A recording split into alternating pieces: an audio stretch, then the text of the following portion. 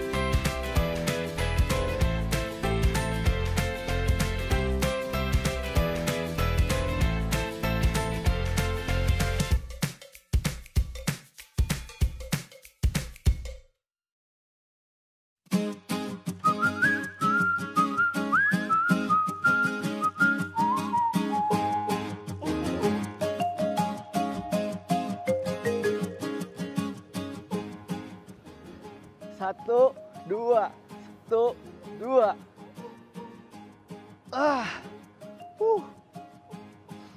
Halo teman-teman kelas 5 di seluruh Nusantara. Apa kabar kalian pagi ini? Semoga pada sehat dan semangat terus ya.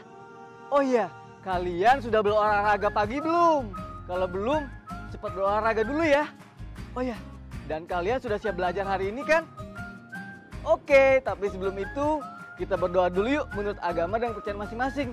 Agar pelajaran kita pagi ini bisa diterima dengan baik. Berdoa dimulai. Berdoa selesai. Teman-teman, Kak Evan masuk ke dalam dulu ya. Kalian siapkan buku dan alat tulis kalian. Dan tetap semangat meskipun belajar di rumah. Dan satu lagi, tetap menjaga kesehatan dengan menerapkan sistem 3M.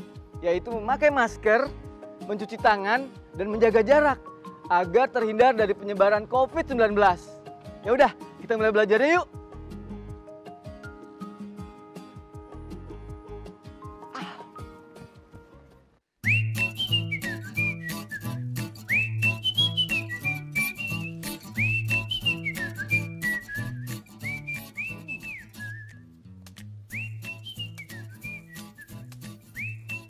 Teman-teman, kemarin kan kita sudah belajar tentang negara-negara di ASEAN.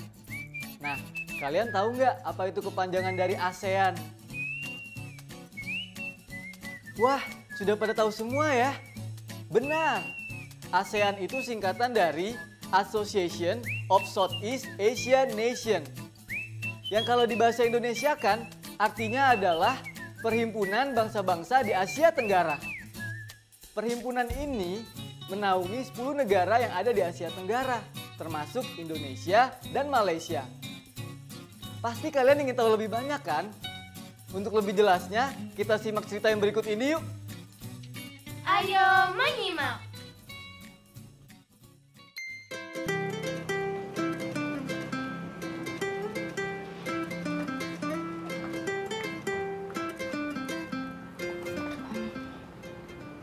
Kenapa sih sekolah kita menerima murid pindahan dari Malaysia? Kok kelihatannya kamu gak suka sih? Kalau ada anak dari Malaysia, kan kita jadi bisa tahu banyak hal soal Malaysia. Asik kan? Kamu gak pernah dengar di TV ya? Kan orang Malaysia pernah bilang batik itu berasal dari sana. Iya, aku pernah dengar papaku cerita, padahal batik milik Indonesia kan? Bukan cuma batik saja, bahkan rendang yang dari Padang diakui berasal dari Malaysia. Assalamualaikum, hai teman-teman. Waalaikumsalam. Kok dia datang ke sini, kamu yang ngajak dia, Nur? Iya, aku yang ngajak.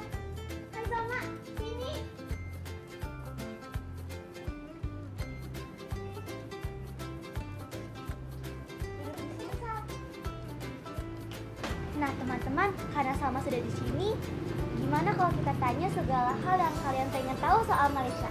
Kamu gak keberatan kan? Korang boleh tanya apa saja? Sal, aku penasaran kenapa banyak kemiripan sih soal Malaysia dan Indonesia, seperti sarung. Laki-laki di Malaysia memang banyak yang memakai sarung sama seperti di Indonesia. Pakai peci juga ya? Seperti di Brunei. Bukan cuma tuh, baju kurung yang biasa dipakai di Malaysia juga menjadi pakaian adat Malaysia, Singapura, dan Brunei. Di Indonesia juga kah? Iya, kenapa bisa sama ya? Ya pantas, karena Indonesia kan bertetangga sama negara-negara itu. Jadi punya banyak kesamaan. Aku mau nanya juga. Boleh? Nak tanya apa? Kenapa sih kamu fasih banget berbahasa Indonesia, padahal dialek dan kosakatanya berbeda dengan bahasa Malaysia?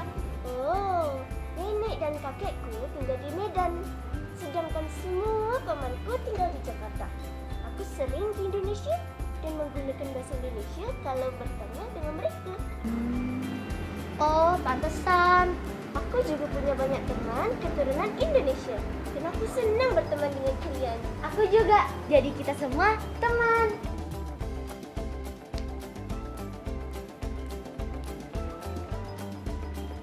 Satu, dua, tiga. Yeay! Menanggapi cerita.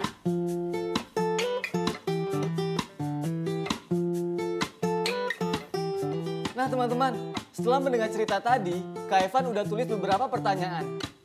Silakan jawab di buku kalian masing-masing ya. 1. Siapakah Salma? 2. Apa yang menyebabkan banyak persamaan antara Malaysia dan Indonesia? 3. Apa persamaan antara Indonesia dan negara tetangga lain yang kamu ketahui? Ayo menulis. Mudah kan pertanyaannya? Sekarang Kak, lagi sibuk gak? lagi belajar sama teman-teman di rumah. Nah, kebetulan.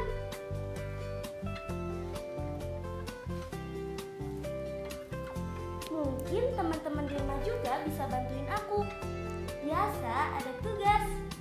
Emang ada tugas apa? Aku diminta menulis 2 kalimat yang menunjukkan persamaan dan 2 kalimat yang menunjukkan perbedaan pakaian adat antara negara ASEAN, Kak. Wah, pas sekali. Kak Evan baru aja ingin menjelaskan tentang pakaian adat di negara tetangga. Hore, kalau gitu aku ikut nyimak ya, Kak. Oke, tapi negara mana yang ingin dijelaskan ya? Dari negara Filipina aja, Kak. Oke, Filipina. Perempuan Filipina biasanya memakai barot saya, pakaian yang merupakan gabungan gaya pakaian prakolonial asli Filipina dan Spanyol. Pakaian memiliki beberapa varian dan umumnya terdiri atas blus, rok panjang, dan selendang atau syal yang melingkari pundak. Selanjutnya ada Malaysia. Salah satu pakaian adat perempuannya adalah baju kurung. Ciri khas baju ini biasanya longgar pada bagian lubang lengan, perut, dan dada. Panjang baju kurung mencapai lutut dan tidak memiliki saku. Baju ini biasanya dipasangkan dengan sarung dan selendang. Berikutnya negara Myanmar. Long Yi merupakan nama pakaian adatnya dan memiliki kemiripan dengan sarung. Long Yi dililitkan di sekitar pinggang dan menjuntai hingga betis. Kaum perempuan biasa memadukan Long Yi dengan blus, sedangkan kaum pria memadukannya dengan kemeja. Terakhir, negara Vietnam. Ao Dai merupakan pakaian adat perempuan di Vietnam yang menutup tubuh dari leher hingga betis atau lebih panjang lagi. Pakaian ini sekarang dibuat agak ketat dan dikenakan dengan celana panjang. Sip, sekarang aku udah tahu kalimat apa yang harus aku tulis.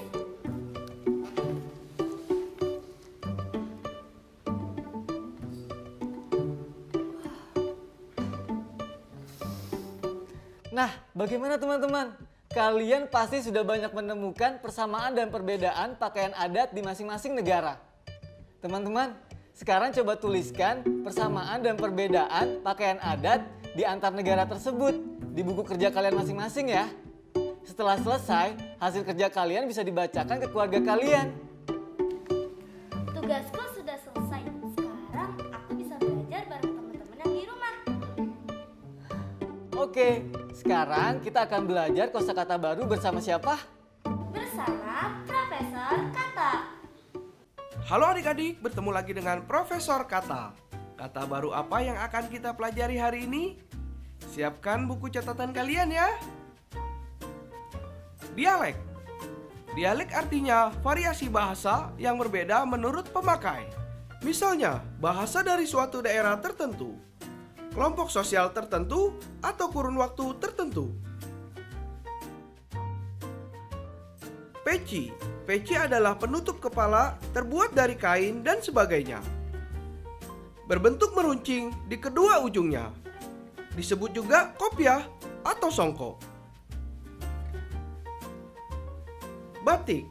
Batik adalah kain bergambar yang pembuatannya secara khusus dengan menuliskan atau menerapkan malam pada kain itu.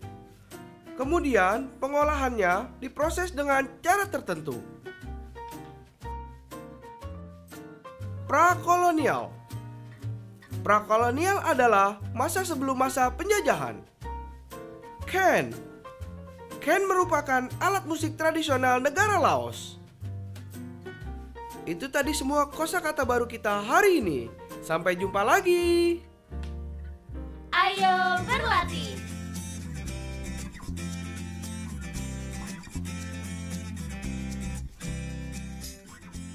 Gimana? Tadi kamu nyimak kan kosakata baru yang diberikan Profesor Kata? Nyimak dong Kak, ini aku lagi nyatet. Nah, setelah selesai mencatat, kita akan belajar kalimat konjungsi perbandingan ya. Kalimat konjungsi perbandingan. Oh iya, aku ingat. Aku punya contoh kalimat lainnya nih. Kamu tolong bacain ya. Siap Kak, tapi aku sambil nyatet ya Kak. Teman-teman yang ada di rumah ikut menyimak juga ya. Kalimat pertama. Pakaian adat perempuan di Malaysia tidak seperti pakaian adat perempuan di Vietnam. Kalimat kedua. Ketika mengenakan pakaian adat Filipina, mereka tampil bagaikan ratu. Kalimat ketiga. Dibandingkan Singapura, perbedaan musim di Thailand lebih mencolok. Kalimat terakhir. Wilayah Indonesia lebih luas daripada wilayah Brunei Darussalam. Coba kalian perhatikan kata yang bercetak tebal. Kata-kata tersebut adalah konjungsi yang menghubungkan kalimat pembanding. Seperti yang kalian lihat, kata penghubung tidak hanya digunakan di tengah kalimat saja, tetapi juga digunakan di awal dan di akhir kalimat.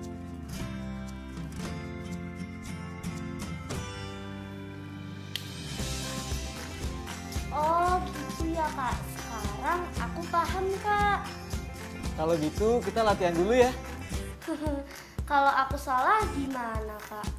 Jangan takut salah, kita coba dulu. Iya deh Kak, latihannya apa Kak? Sunting bacaan berikut ini supaya menjadi benar. Jangan lupa, perhatikan juga penggunaan konjungsi yang tepat. Lalu tulis 4 jawabanmu di buku kerja. Selamat berlatih.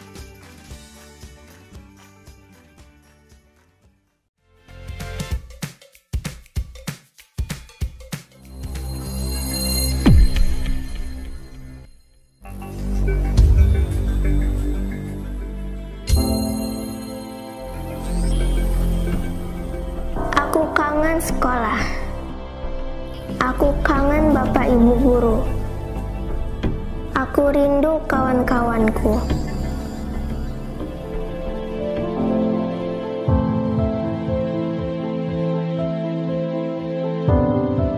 Jaga kesehatan ya teman-teman, biar kita bisa cepat bersekolah lagi.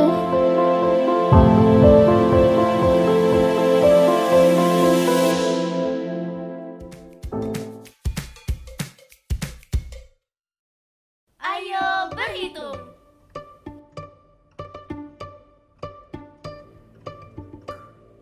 Asik. jalan-jalan lagi kayak kemarin ya, Kak? Bukan.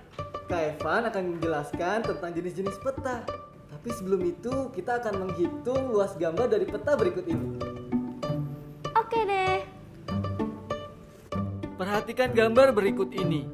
Gambar mana yang memiliki luas kurang dari 15 persegi satuan? Gambar 1, 2, 3, atau 4? Tulis jawabannya di buku kalian masing-masing ya. Aku tahu, Kak. Tiap sisi persegi panjangnya 1 cm kan, Kak? Berarti luas tiap persegi adalah sisi kali sisi sama dengan 1 cm kan, Kak? Iya, betul Kera. Nah, kalau gitu tinggal kita jumlahkan tiap persegi dalam setiap gambar untuk mengetahui luas gambar. Misalnya gambar 1. Jika kita hitung ada 17 persegi, itu artinya luasnya adalah 17 persegi satuan. Kalau kita sudah menghitung jumlah persegi satuan tiap gambar, maka kita bisa tahu gambar mana yang luasnya kurang dari 15 persegi satuan. Iya kan, Kak? Hebat. Nah, teman-teman, nanti bisa melanjutkan menghitung luas gambar yang lainnya ya. Sekarang, Kak Evan mau jelaskan tentang jenis-jenis peta. Ayo menyimak. Tahukah kalian, ada 5 jenis peta berdasarkan pada besar skalanya. Apa sajakah itu? Peta ini disebut peta kadaster. Biasanya memiliki skala 1:100 sampai 1:5000. Peta ini digunakan untuk menunjukkan wilayah suatu tanah pada sertifikat tanah. Berikutnya peta skala besar dengan skala 1:5001 sampai dengan 1:250.000. Biasanya peta ini digunakan untuk menggambarkan wilayah yang lebih kecil, misalnya kota atau kecamatan. Selanjutnya peta skala sedang dengan skala 1:250.000 sampai dengan 1:500.000. Biasanya peta ini digunakan untuk menggambarkan wilayah yang lebih luas, seperti gambar beberapa kecamatan pada beberapa kabupaten. Peta skala kecil memiliki perbandingan 1:500.001 sampai dengan 1:1 juta. Peta ini digunakan untuk menggambarkan wilayah yang lebih luas seperti provinsi. Terakhir, peta skala geografis dengan skala lebih dari 1:1 juta. Peta ini digunakan untuk menggambarkan wilayah yang lebih luas dibandingkan peta skala kecil. Contohnya, peta sekelompok negara ASEAN ini. Ayo mencoba. Perhatikan peta negara Singapura berikut ini. Diketahui, skala yang digunakan pada peta adalah 1:200.000. Coba taksir luas daerah negara Singapura menggunakan skala peta dengan mengikuti langkah-langkah berikut ini. Pertama, jiplaklah peta negara Singapura tersebut pada buku atau lembar kerjamu. Setelah selesai menjiplaknya, untuk melakukan penaksiran luas, kita bisa menggunakan persegi atau persegi panjang dan menggambarnya di atas peta seperti contoh berikut ini.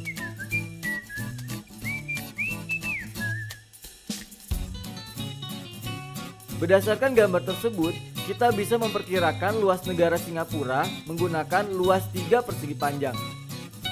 Nah, untuk menghitung luas, kalian juga bisa menggunakan persegi satuan berukuran 1 cm x 1 cm seperti berikut ini. Totalnya adalah 35 persegi satuan. Untuk menghitung luas negara Singapura, kita kalikan jumlah persegi satuannya dengan jarak sebenarnya, menjadi 35 kali 200.000 sama dengan 7 juta cm persegi. Nah, selain menggunakan persegi dan persegi panjang, kalian juga bisa menggunakan bangun datar lainnya untuk menaksir negara lainnya ya teman-teman. Ayo berlatih. Coba perhatikan peta Kamboja ini. Skalanya adalah 1:5 juta. Jenis peta apakah ini? Skala geografis, Kak. Benar. Teman-teman, coba kalian perhatikan peta Kamboja berikut ini ya. Skala pada peta ini adalah 1:5 juta. Nah, berdasarkan data tersebut, silahkan kalian jawab beberapa pertanyaan berikut ini. Taksirlah luas wilayah dengan menggunakan persegi dan persegi panjang yang sudah Kak Evan ajarin pada saat menaksir negara Singapura ya teman-teman.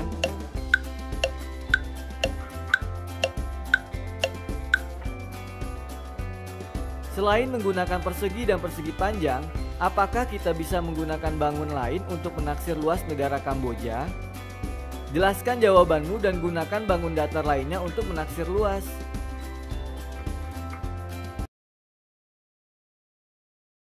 Proyek kreatif minggu ini.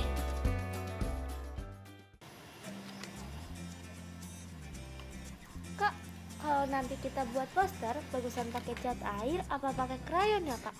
Jangan itu dulu. Kita pikirkan dulu apakah informasi yang kita punya sudah cukup belum untuk membuat poster. Oh, jadi kita harus kumpulin informasinya dulu ya, Kak? Betul sekali. Nah, teman-teman yang ada di rumah, kalian sudah menentukan negara mana yang akan kalian buat posternya. Setelah itu, kalian cari informasi yang akan kalian masukkan ke dalam poster itu. Misalnya seperti ini. Kalian bisa cari tentang kondisi geografis negara yang kalian pilih, kemudian keunikan negara tersebut, tempat yang ingin dikunjungi, serta jangan lupa kumpulkan dan tentukan gambar yang sesuai dan menarik untuk postermu.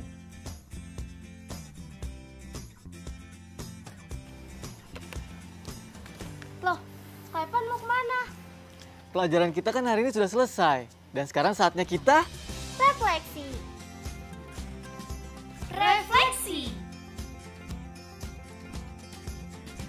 Yuk, sekarang kita mengingat kembali pelajaran kita hari ini. Tadi kita udah belajar tentang persamaan negara-negara tetangga kita, Kak. Kita juga belajar mengenal karakteristik budaya negara tetangga kita, terutama bagaimana pakaian adat mereka. Tadi juga aku udah belajar menulis tentang persamaan dan perbedaan sosial budaya antara negara. Kita juga belajar memperkirakan luas suatu tempat di peta. Kak, hari ini aku seneng. Kak Evan juga seneng kok. Nah, kalau teman-teman di rumah bagaimana? Apakah kalian senang juga? Atau bingung? Atau sedih? Tapi jangan sedih terus ya. Tetap semangat dan terus belajar bersama kita. Sekarang, Kak Evan dan Kiara pamit dulu. Sampai jumpa besok. Dadah!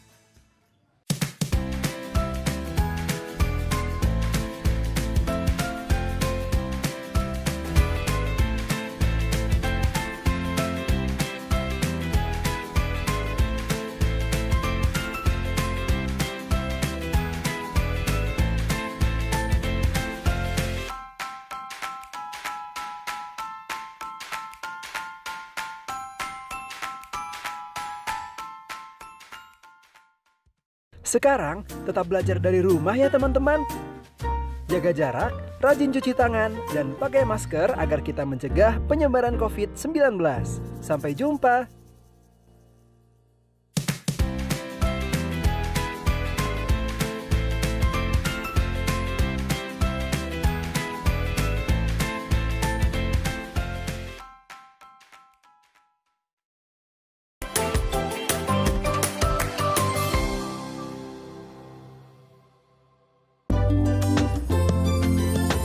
Sering-sering cuci tangan, gunakan sabun, pakai masker, menutup hidung mulut. Jangan lupa jaga jarak saat ketemu orang. Makan yang bergizi, jaga kesehatan. Anak Indonesia, anak Jangan kendor, jaga kesehatan.